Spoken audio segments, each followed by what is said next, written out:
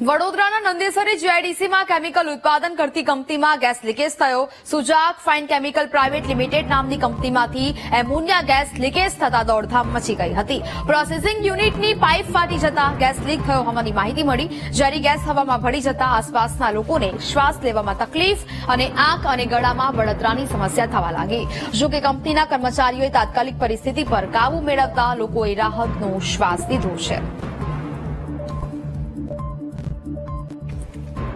વડોદરાના નંદેસરી જીઆઈડીસીમાં કેમિકલ ઉત્પાદન કરતી ગેસ કંપનીમાં ગેસ લીકેજ થયો। સુજાક ફાઇન કેમિકલ પ્રાઇવેટ લિમિટેડની આ ઘટના છે કે જ્યાં કંપનીમાંથી એમોનિયા ગેસ લીકેજ થતા દોડધામ મચી જવા પામી હતી। પ્રોસેસિંગ યુનિટની પાઇપ ફાટી જતા ગેસ લીક થયો હોવાની માહિતી મળી છે। જ્યારે ગેસ હવામાં ભળી જતા આસપાસના લોકોને શ્વાસ લેવામાં તકલીફ થઈ અને આંખ અને ગળામાં બળતરાની સમસ્યા થવા લાગી। જો કે કંપનીના કર્મચારીઓએ તાત્કાલિક પરિસ્થિતિ પર કાબુ મેળવી લેતા લોકોએ રાહતનો શ્વાસ લીધો છે।